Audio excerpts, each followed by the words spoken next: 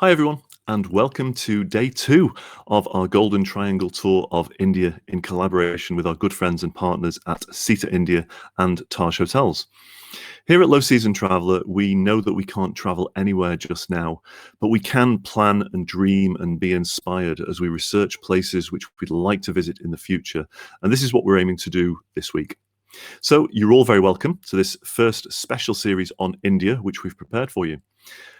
So all this week, we're going to be learning a little more about one of the most sought-after bucket list experiences as we discover what you can expect from the Golden Triangle tour of India. Every day this week, we're going live at 2 p.m. GMT for about 15 to 20 minutes as we speak to our highly experienced tour guide of over 20 years, Mr. Anil to learn more about what you'll experience in each destination on this bucket list tour of India during the low season months. The tour which we are following is featured on the lowseasontraveller.com website, and we'll be unveiling our special low season prices and offers on Sunday the 31st at 2 p.m. again during our final show. So for now, let's crack on with the tour. Yesterday we featured Delhi, and today we head over to Agra, the former capital of India.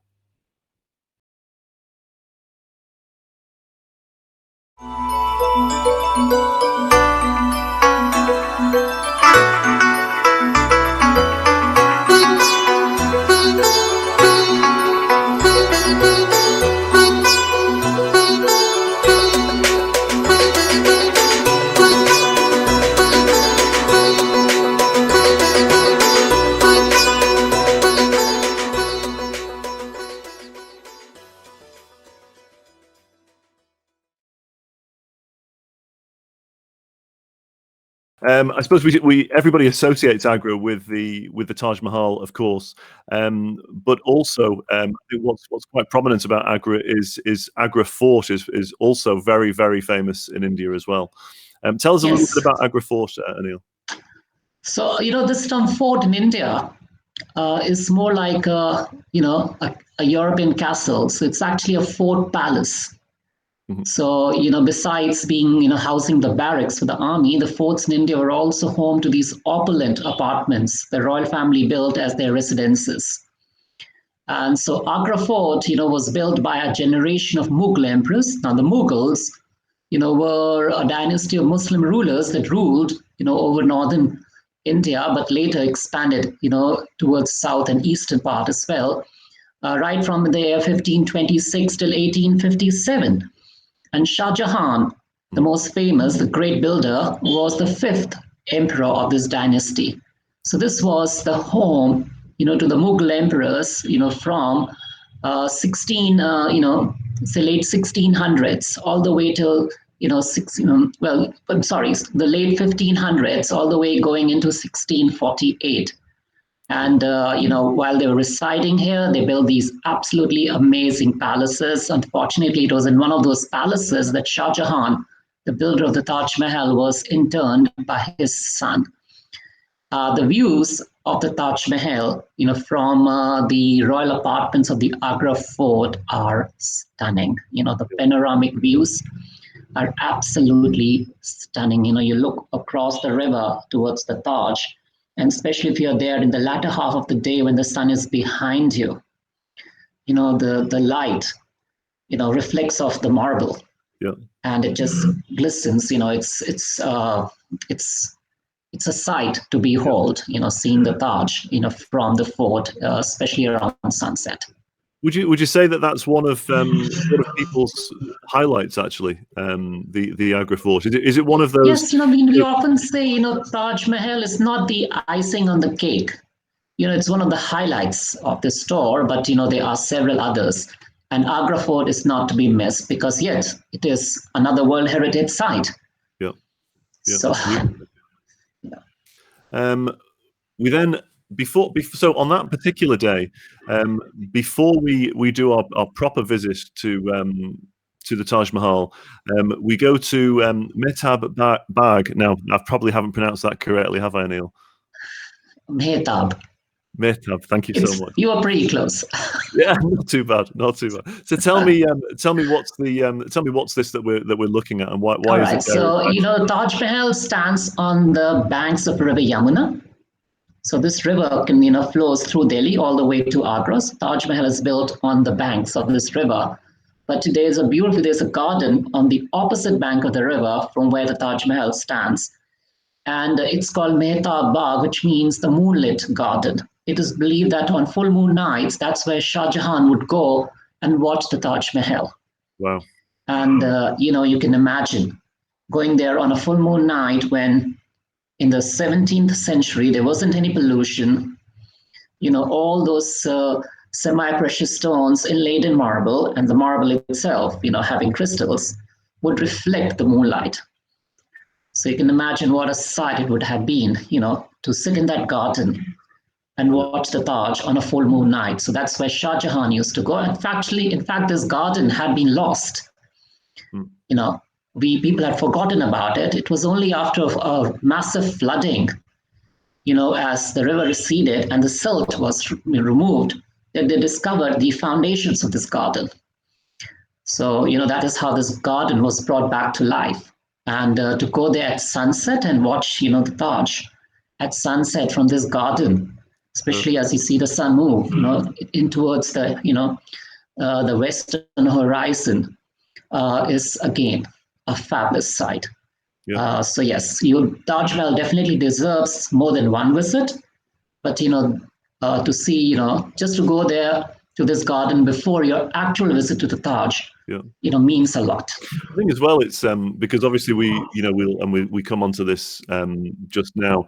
We do see the Taj at sunrise. We go early the next morning, but nice to have seen it at both sunset and at sunrise, which is probably two of the most favourable lights, I would imagine, Anil. Yes, you're right. They say the best time to go to the Taj is right early in the morning and later, in the afternoon. So you get to see it in, that soft light.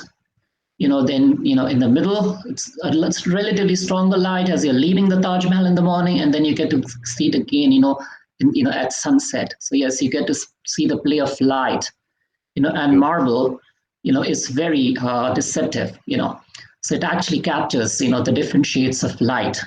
So, as you take your pictures and when you go and back look at them later, you can see that subtle difference in your pictures as the marble catches, the different shades, the different hues of, as the sun is moving across the horizon. So yes, Taj Mahal deserves more than one visit. And I'm a morning person, and I think the best time to go to Taj is early in the morning. When you beat the crowds, you're there on your own, you virtually have it all to yourselves. So yes, again, makes great sense to come here in low season, go to the Taj early in the morning. It opens right before half an hour, 45 minutes before sunset. So you go there early in the morning, yes. And you're there, you're probably the first ones through. And you see that, as the sun comes up in the eastern horizon, you can see how the stones inlaid in marble catch that sun. Beautiful. And you see that sparkle, the glitter. It's just a mesmerizing experience. I mean, really can't have words to describe the Taj at sunrise. Yeah. Another experience that I would imagine is almost spiritual. It's one of those where, so I've never been to the Taj myself, and it's so iconic. We've seen so many photographs of it, like this one in front of us, and sometimes I think it must be almost disbelief that people feel, when they're there, and it's wow, finally, I'm casting my eyes on the Taj Mahal. At sunrise. It must be again another, almost spiritual experience, really. Absolutely breathtaking. Again, I'm just going to. I'm going to. I've seen people in tears. I can imagine. When they're being to Taj Mahal, because it happens to be on the bucket list of so many. For so many, it remains a dream. For the ones who get there, it's a dream fulfilled. So as Rabindranath Tagore, the very famous Indian poet, a Nobel Prize laureate, said, Taj Mahal is like a drop of Shah Jahan's tear on the cheek of time. So it's marvelous. I love that. This is one. So we had the picture at sunrise. This is the one that we had at sunset. Just for our audience out there, we did a dry run of this talk yesterday with Anil, And I thought I'd found a beautiful picture of a sunrise, and Anil very quickly pointed out to me that this is indeed the sunset. But it's a lovely photograph, so thank you for pointing that out, Anil. And that's a lovely photograph of it in the sunset, which you can. It is. It's a fabulous picture, taken from the river on a boat. Yes. Yeah, beautiful. Our next stop then, from the Taj. Yes. So when we drive, we drive from Agra to Jaipur, and 37 kilometers, 23 miles west of Agra, en route to Jaipur, is this town called Fatehpur Sikri, which is from 1569. Founded by the third Mughal emperor to celebrate the birth of his eldest son. And incredibly, within a span of just 16 odd years, by 1585, this entire town, which used to be bigger than London or Paris for those days, more than 50,000 in population, was virtually deserted, abandoned, due to what was believed to be a scarcity of potable drinking water. So, it's also called as the abandoned city or the deserted city, although now, it has a sizable population. But again, it's a walled, town, and standing in the center on a ridge is the Fort Palace of Fatehpur Sikri, another World Heritage Site. And to me, it always reminds of me of the Forbidden City in China, in Beijing.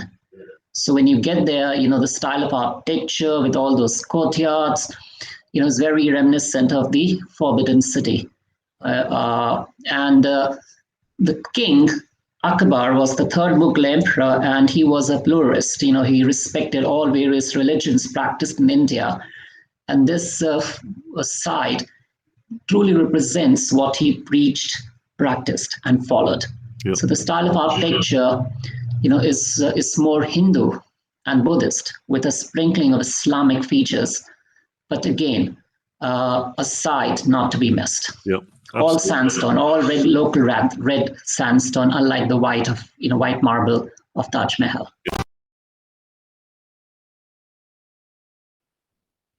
So that's all for today's episode. But please do join myself and Anil tomorrow, again at 2 p.m. as our tour continues and we travel onwards towards Jaipur, India's captivating pink city.